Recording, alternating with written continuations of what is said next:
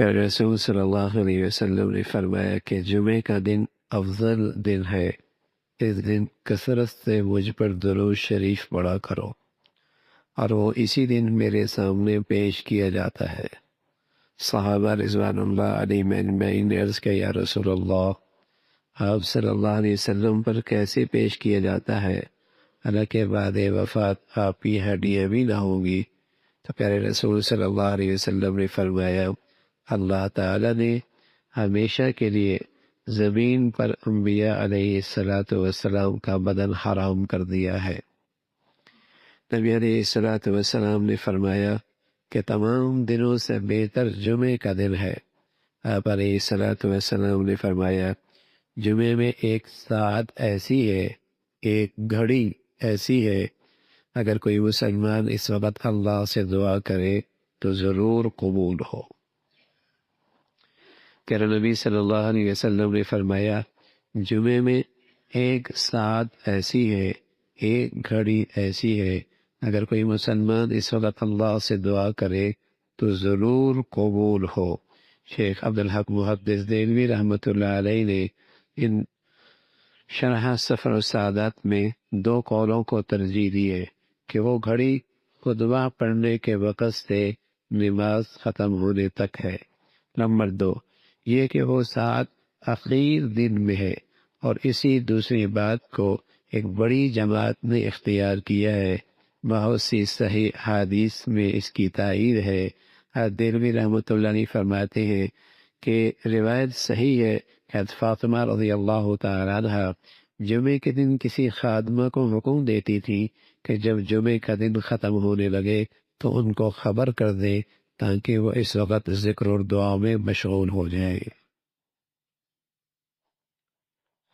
اگر دنیا کا کوئی حاکم اعلان کر دے کہ جو اس وقت سے اس وقت تک میرے پاس آئے گا میں اس کی حاجت پوری کر دوں گا، کیا حال ہوگا؟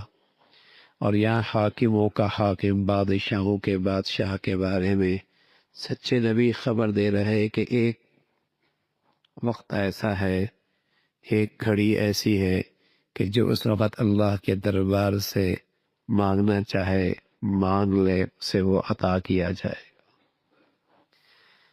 پورا دن ویسے ہی ایسا ہونا چاہیے کہ اس میں اللہ سے چپکے چپکے اٹھتے بیٹھتے کچھ نہ کچھ مانگتے رہنا چاہیے۔ اس لیے شاید اللہ کے نبی صلی اللہ علیہ وسلم نے اس گھڑی کی تعیین نہیں فرمائی کہ یہ پورا دن مسلمان کا اللہ کی طرف توجہ میں گزرے، اللہ کی طرف متوجہ ہو کہ یہ دن گزارے۔ بڑا دن ہے، ایک دن گزارنا کیا مشکل ہے، اللہ کی طرف متوجہ ہو کے۔ اور پھر حضرات علماء نے دوسری بات فرمائی کہ اگر اتنا نہیں تو کم و کم عصر سے مغرب کا وقت، اتنا نہیں تو مغرب سے پہلے تھوڑا وقت تو آدمی تھوڑا سا اہتمام کر لے کہ یہ وقت قبولیت کا ہے، ذکر میں لگ جائے، درود شریف میں لگ جائے، دعاؤں میں لگ جائے۔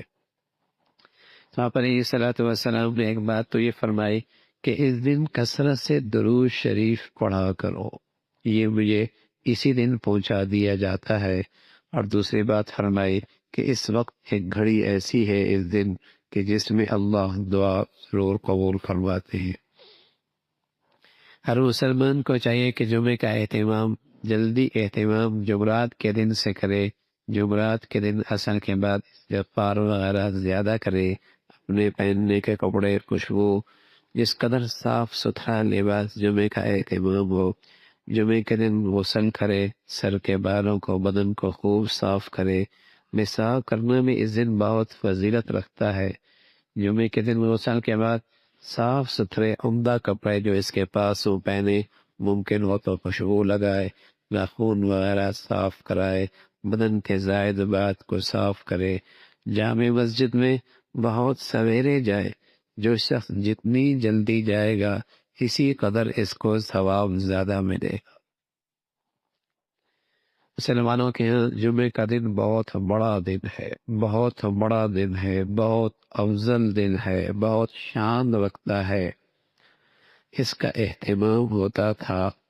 بلکہ علماء نے لکھا ہے کہ خیر القرون اچھے دور میں جیسے مسلمان عید کے دن سویرے سویرے گلیوں سے گلیاں بھری ہوتی تھیں، عیدگاہ کی طرف آ رہے ہوتے تھے، ایسی مسلمان جمعے کے اہتمام کے ساتھ اللہ کے گھر میں جمعہ پڑھنے بھی آیا کرتے تھے۔ ایسی اہتمام کر سویرے سویرے جلدی جلدی، لیکن اگر اس قدر جلدی نہ بھی ہو سکے تو کچھ نہ کچھ اہتمام ضرور ہو جس میں اس بات کا وہ نظر آئے کہ اسے واقعی جمعے کا عظمت کا، فضیلت کا احترام ہے، قدر ہے۔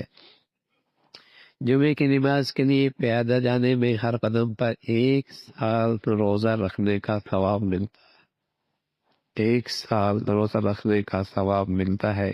اس اوقات یہ ثواب و جواب ہمارے دلوں میں کوئی کشش نہیں پیدا کرتے ہیں۔ اگر یہ کہہ دیا جائے کہ 1 گھنٹے کے اندر 1 لاکھ روپے ملتا ہے تو یہ فوراً دل میں ایک کشش پیدا کرتی ہے، حرکت پیدا کرتی ہے، ایک شوق پیدا کرتی ہے۔ 1 لاکھ کا ثواب ملے گا، 2 لاکھ کا ثواب ملے گا، اتنے نفلوں کا ثواب ملے گا، یہ میرے اندر حرکت نہیں پیدا کرتی۔ سچی بات ہے، آخرت کی منڈی کا وہ تصور، وہ یقین جو مسلمانوں کے ذہنوں میں ہونا تھا وہ رخصت ہو گیا ہے۔ اس لیے اجر و ثواب کی باتیں میرے دل کی دنیا کو اتنی متاثر نہیں کرتی کہ یہ بھی کوئی چیز کام کی ہے۔ اگر آج اسے کہہ دیجیے 1 سے 100 ملنے والے ہیں، 1 گھنٹے کے اندر اگر کاروبار کر لے گا، اس وقت اگر تو یہ کر لے گا تو 1 کے 1,00,000 ملیں گے، کتنی اندر ایک حسرت پیدا ہوگی، نہ کر سکے اور کرنے پہ تو اپنی پوری توانائی لگا دے گا۔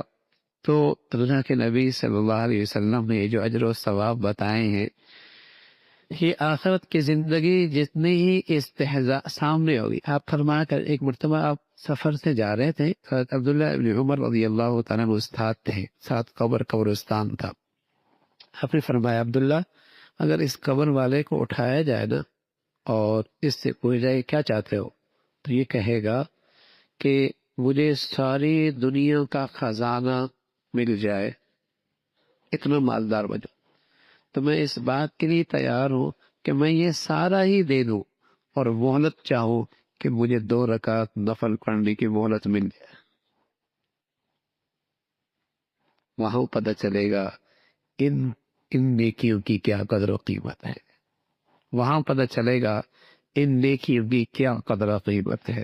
یہاں کی منڈی ہو رہے، یہاں درہم دینار سونا چاندی ریال ڈالر کی باتیں ہیں، وہاں کی کرنسی وہاں ہے، وہ آنکھ بند ہونے کے بعد پتہ چلے گا ایک ایک نیکی کتنی قدر و قیمت رکھتی ہے، اس کی کتنی اہمیت ہے۔